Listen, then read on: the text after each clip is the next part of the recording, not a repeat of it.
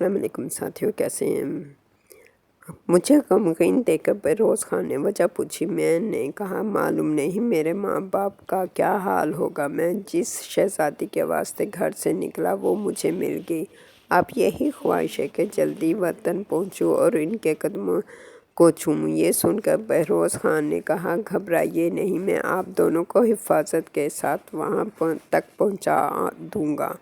پھر اس نے سفر کا سامان تیار کیا اور گھوڑوں پر ہمیں بٹھا کر چلا۔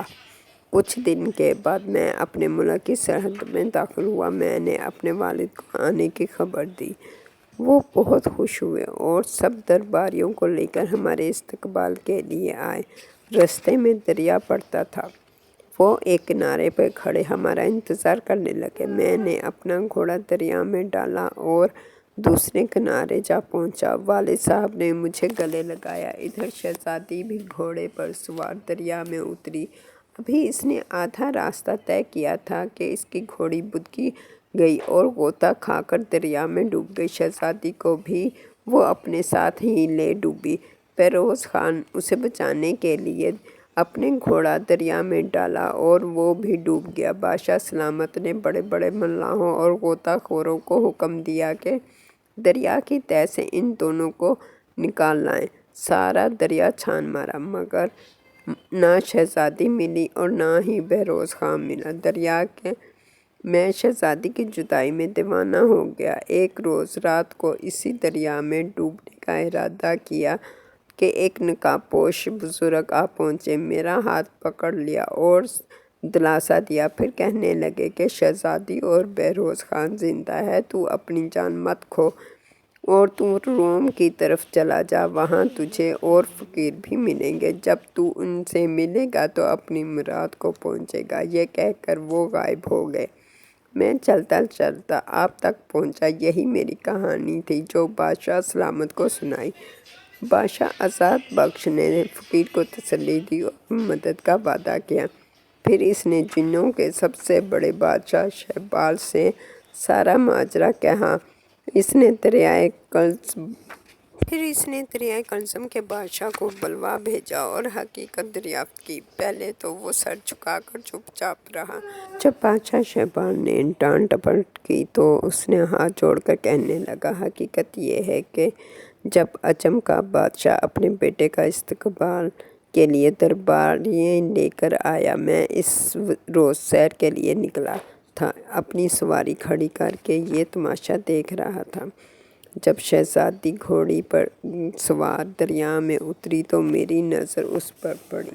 وہ مجھے پسند آ گئی۔ میں نے پریزادوں کو حکم دیا کہ شہزادی کو بما گھوڑی کے لے آؤ۔ جب اسے بچانے کے لیے بہروز خان دریا میں گھوڑا اتارا تو اس کی بہادری مجھے پسند آ گئی۔ اسے بھی پکڑوا لیا، دونوں کو ساتھ لے کر چلا گیا۔ یہ دونوں صحیح سلامت میرے پاس محفوظ ہیں۔ یہ کہہ کر اس نے انگلستان کی شہزادی اور بہروز خان کو وہاں بلوا لیا۔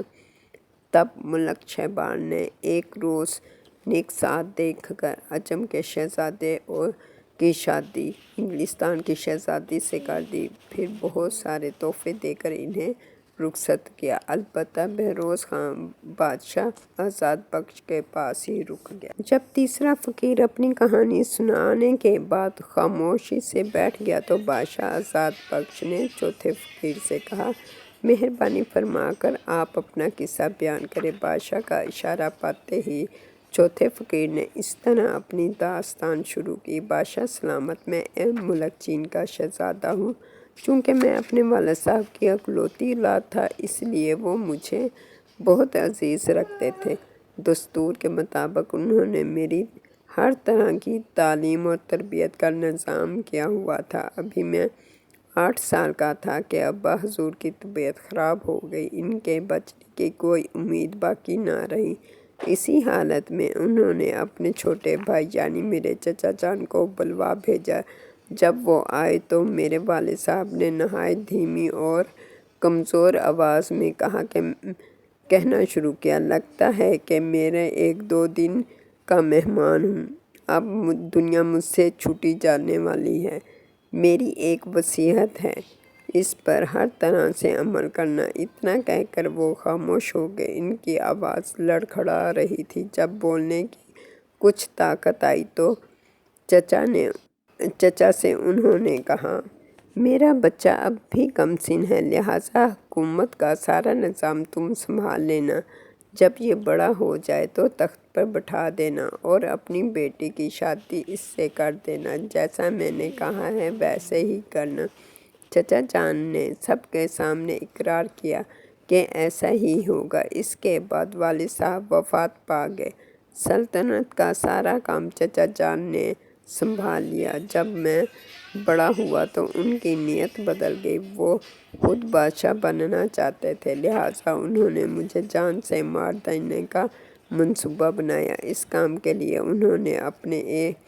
انہوں نے ایک پرانے ملازم کو راضی کر لیا اور اس سے بہت سارا انعام اور پیسے دینے کا وعدہ بھی کیا۔ اس ملازم کا نام مبارک تھا۔ یہ میرے والد صاحب کا نہایت ہی وفادار نوکر تھا۔ اس نے چچا کی بات سن تو لی، لیکن چپ چاپ میرے پاس آ کر کہنے لگا، شہزادے حضور، آپ کے چچا جان کی نیت بدل گئی ہے۔ وہ آپ کو جان سے مار ڈالنے کا ارادہ کر رہے ہیں۔ حبشی ملازم کی یہ بات سن کر میں گھبرا گیا اور کہنے لگا، مبارک، اب کیا ہوگا؟ کوئی صورت ایسی بتاؤ کہ میری جان بچ جائے اور میرا تخت بھی مجھے مل جائے۔ مبارک کچھ دیر سوچتا رہا، پھر چٹکی بجا کر کہنے لگا، شہزادے حضور، مشکل حل ہو گئی۔ وہ کیا؟ میں نے بے قراری سے پوچھا۔ آپ کے ابا مرحوم جنوں کے بادشاہ ملک صادق کے بڑے گہرے دوست تھے، خوب تحفے تحائف بھیجا کرتے تھے۔ میں آپ کو ان کے پاس لے چلتا ہوں، وہ ضرور آپ کی مدد کریں گے۔ مبارک کا یہ مشورہ مجھے پسند آیا۔ اس سے کہا کہ ہمیں ضرور چلنا چاہیے ان کے پاس، وہ ابا جان سے دوستی کا حق ضرور ادا کریں گے۔ پھر ایک رات چپکے سے میں نے تھوڑا سا سامان لیا اور مبارک کے ساتھ روانہ ہو گیا۔ ہم دونوں کئی روز چلتے رہے، تب کہیں جا کر ملک صادق کے پاس پہنچے۔ اس نے بڑی محبت سے مجھے اپنے پاس بٹھایا اور آنے کی وجہ دریافت کی۔ مبارک نہایت ادب سے ہاتھ باندھ کر کھڑا ہو گیا، ابا حضور کی وصیت اور چچا جان کی بد نیتی کا سارا حال بیان کیا اور پھر رو کر کہنے لگا، شہزادہ حضور کی جان خطرے میں ہے، انہیں چچا ہلاک کر کے تخت پر قبضہ کرنا چاہتے ہیں۔ صاحبزادے، گھبراؤ نہیں، تمہیں تخت ضرور ملے گا، لیکن میرا بھی ایک کام کرنا ہے تم کو۔ جی ہاں، ضرور پورا کروں گا، آپ بتائیں تو صحیح، میں نے حامی بھرتے ہوئے کہا۔ میری بات سن کر جنوں کے بادشاہ ملک صادق کو اطمینان ہوا۔ تب اس نے اپنی جیب سے ایک چاندی کی چھوٹی سی ڈبیا نکالی۔ اس میں ایک خوبصورت لڑکی کی تصویر بنی ہوئی تھی۔ مجھے یہ ڈبیا دیتے ہوئے اس نے کہا، تو ساتھیو، اس کے ساتھ مجھے اجازت دیجیے، اللہ حافظ۔